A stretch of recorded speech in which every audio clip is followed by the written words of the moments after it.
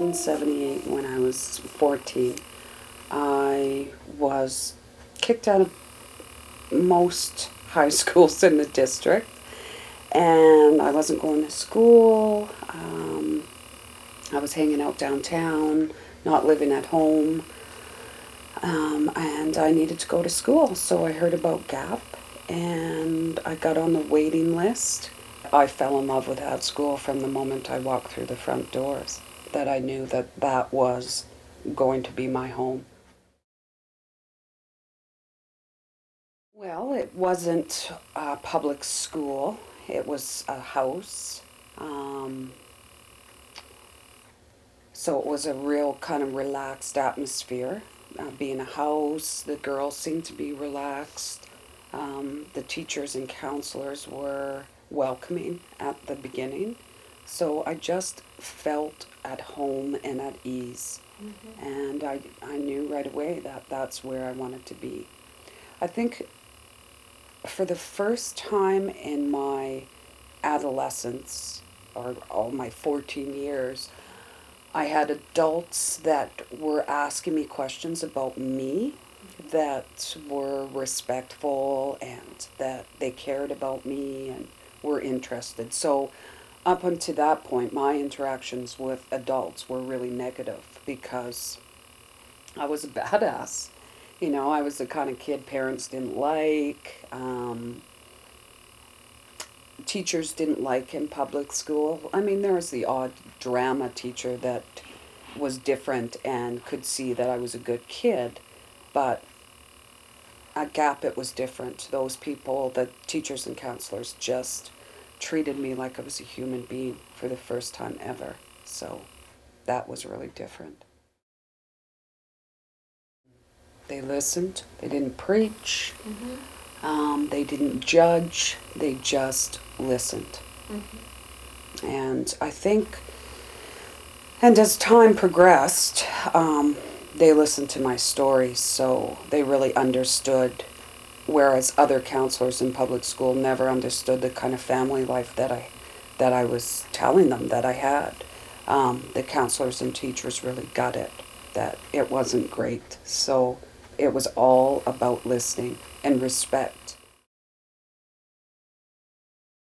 I'm saying this work attracts people that do pay attention, are reflective, do strongly believe in making connections with people, and want to establish a community. And I think that's what we've done here. The babies have a voice, the moms have a voice, the staff have a voice. We all have a voice, and we share that voice, and we really are working together. It takes time, and it's not a one-size-fits-all. I mean, part of the beauty of the program always is that it was extremely holistic. We looked at the whole kid, we dealt with the whole kid, and also everyone's program was different. They all come in at different levels of distress and instability, and for some they might quite easily start to feel comfortable and relaxed and start to be able to think about things beyond food and shelter and who's been abusing them. But for others, it's a very long process. From the beginning, they asked me about goals and what I wanted for myself. And like that was the first meeting, was sitting down with the group of staff members who were being very respectful and who seemed to genuinely care about what I wanted to get out of this process, what was important to me, and what I and gave you the message that things were going to be tailored around that, which was just so different from the whole system that I've been involved in. It was very much based on not only what I wanted to do, but what I needed academically and socially, and I was given a lot of communication skills.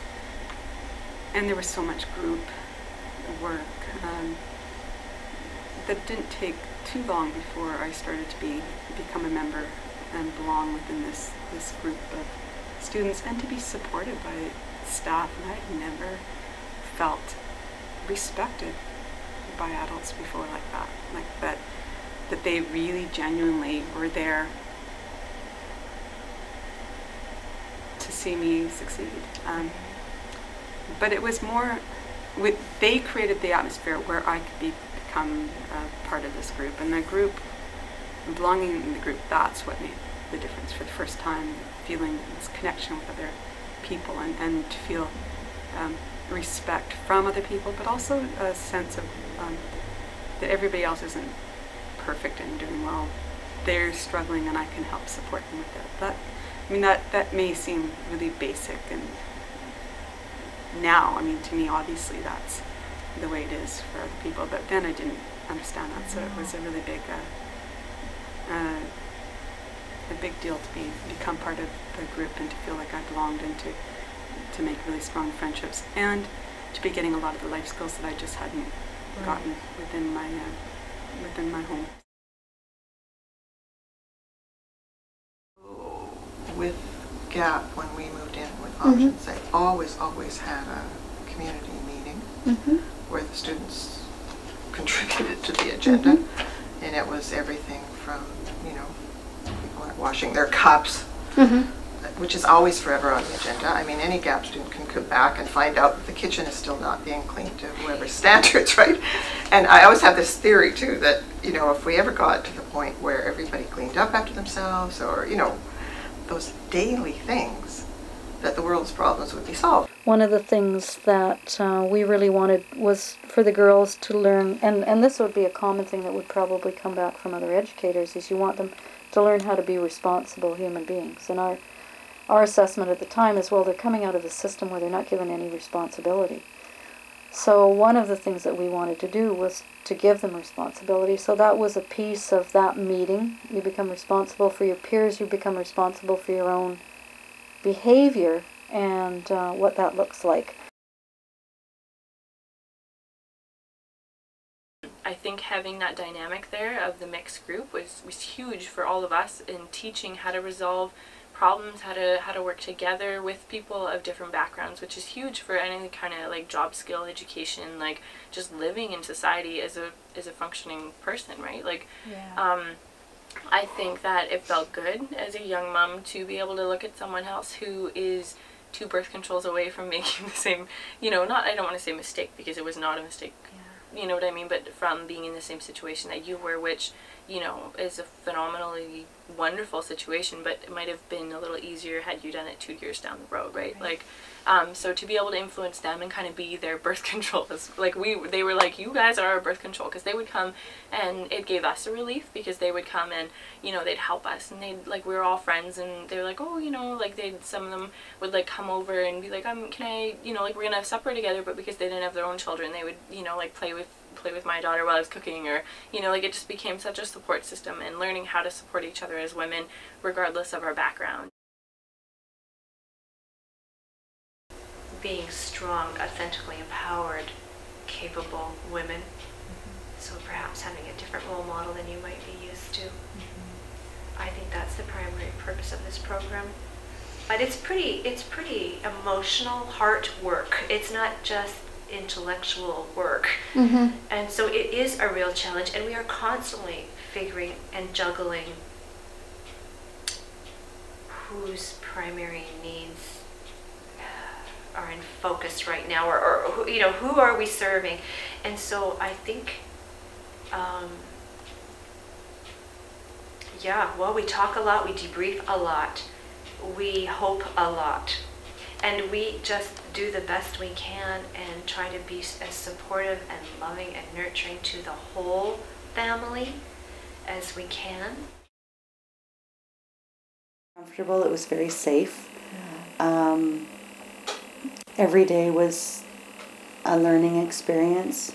The knowledge was just continuous, and I felt supported, and I knew my daughter was very safe where she was, and my grades were really good, so it was just very safe. We did all sorts of things. They would like link us up with different community resources, and you know, we'd go for like a drop into the single parent resource center and stuff, and they'd say, well, this is because you get pamphlets and stuff, and you just kind of think, oh yeah, okay, that's nice, but you know, or you see you don't know exactly where it is or whatever. So they took us all there on the bus, and you know, we would go in and see what it was all about. And I took like a parenting class actually there during the daytime, and I got credit for it at the Single Parent Resource Center. There was a couple of us that went like for credit, and it was really great.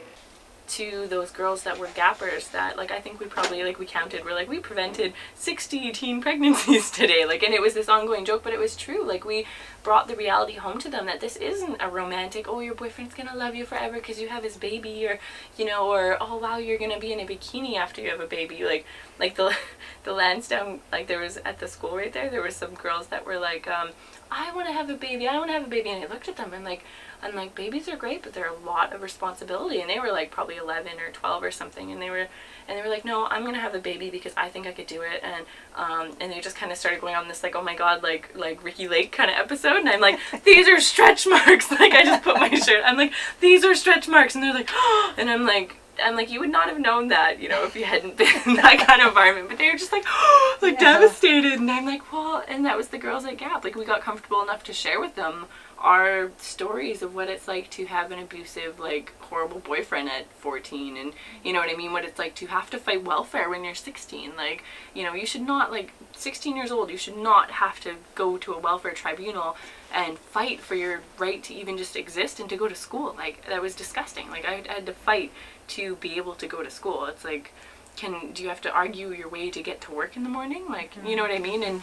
so for them to see the reality of this is what it is to have like they went out and they bought their birth control. I learned a lot that I still use today and that I probably will always use for the rest of my life. Being at Gap helped me change like who I am. It helped me find myself as a woman and know who I am.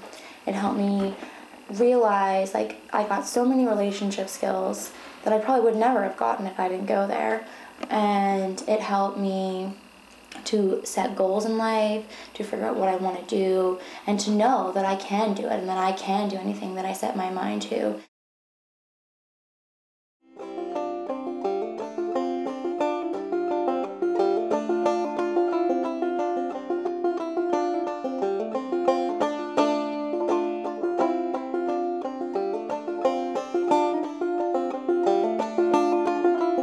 I could be like a really great woman in the ERC and be like representing Canada when I go to other countries, and I may save like a whole bunch of lives, and that's because of the goals that I've set. And I've set the goals because I want to take care of my mom, and my mom, like, she's been really great because she like started off at options. Like that was like her first step. It's kind of like the building block. Like it might be hard to see like the picture down the road, like how it plays, but everyone kind of needs that initial step. And if a single mom that's really young has the option to graduate and have like a daycare, then that's like the first step to